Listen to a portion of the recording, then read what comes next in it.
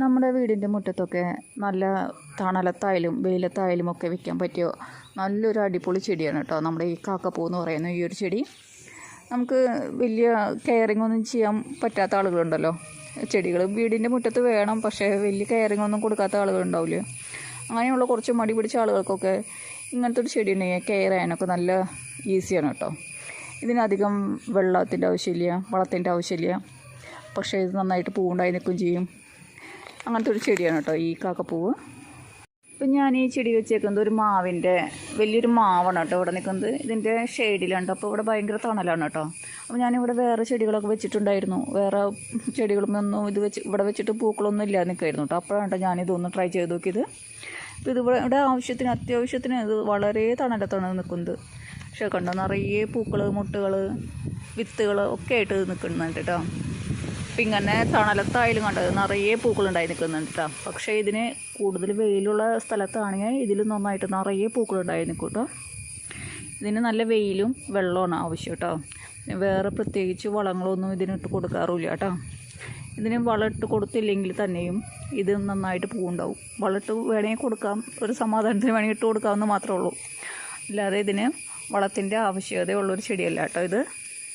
ഇതിൻ്റെ വേരുകളൊക്കെ വളരെ ചെറിയ വേരുകളാണ് കേട്ടോ. അപ്പോൾ ഇത് നമുക്ക് ഇങ്ങനെയുള്ള ഏത് ചെറിയ ചട്ടികളിലാക്കിയിട്ടും ഇതിങ്ങനെ നിറയെ, ഇതിപ്പോൾ വലിയ ചട്ടിയിലാണ് ഇരിക്കുന്നത്. അപ്പോൾ ഇതിൻ്റെ ഇടയിലൊക്കെ നമുക്കിങ്ങനെ ചെറിയ ചെറിയ ചട്ടികളിലാക്കി വെച്ച് കൊടുത്താലും ഇതിന് വലിയ വേരുകളൊന്നും ഇല്ലാത്തതുകൊണ്ട് നമുക്കിതിങ്ങനെ തിക്കാക്കി വെക്കണമെങ്കിൽ ഇങ്ങനെ ചെറിയ ചെറിയ കുപ്പികളോ അങ്ങനെ എന്തെങ്കിലുമൊക്കെ ഉണ്ടെങ്കിൽ അതിലൊക്കെ നമുക്ക് ഇറക്കി ഇങ്ങനെ തിക്കായിട്ട് വെച്ച് കൊടുക്കാം കേട്ടോ.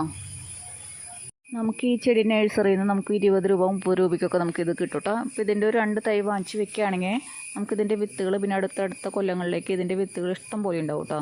അപ്പോൾ നമുക്ക് വിത്തുകൾ ഇങ്ങനെ ശേഖരിച്ച് ഇതിന്ന് വെക്കാം കേട്ടോ.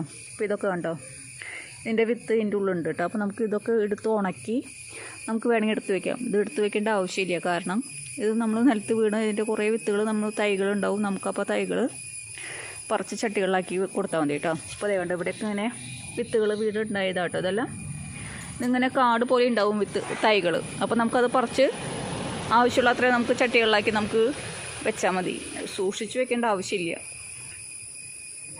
പിന്നെ ഇതിൻ്റെ 2 കളേഴ്സ് തന്നെ ഉണ്ടായി കഴിഞ്ഞാൽ പിന്നെ നമുക്കിത് പരാഗണം നടന്നിട്ട് ചിലപ്പോൾ അടുത്ത കൊല്ലത്തേക്ക് ഇതിൻ്റെ വേറെ കളറുകൾ നമുക്ക് കിട്ടും കേട്ടോ.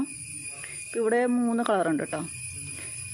വേറെ ഇതിപ്പോൾ പരാഗണം നടന്നിട്ട് നമുക്ക് അടുത്ത കൊല്ലത്തേക്ക് ചിലപ്പോൾ 3 or 4 കളറുകളൊക്കെ ആയിട്ട് നമുക്ക് ഇതിൽ നിന്ന് കിട്ടും കേട്ടോ. അപ്പോൾ എല്ലാവരും ഒന്ന് പൂച്ചെടികളൊക്കെ ഇഷ്ടപ്പെടുന്നവരൊക്കെ ഒന്ന് ഇങ്ങനെയുള്ള ചെടികളൊക്കെ കിട്ടുകയാണെങ്കിൽ ഒന്ന് വാങ്ങിച്ചൊക്കെ വെച്ച് കഴിഞ്ഞാൽ നമ്മുടെ മുറ്റം കളർഫുള്ളാവും കേട്ടോ. പിന്നെ ചെടികൾ ഇഷ്ടപ്പെടുന്നവരൊക്കെ ചാനലൊക്കെ ഒന്ന് സബ്സ്ക്രൈബ് ചെയ്യുക കേട്ടോ.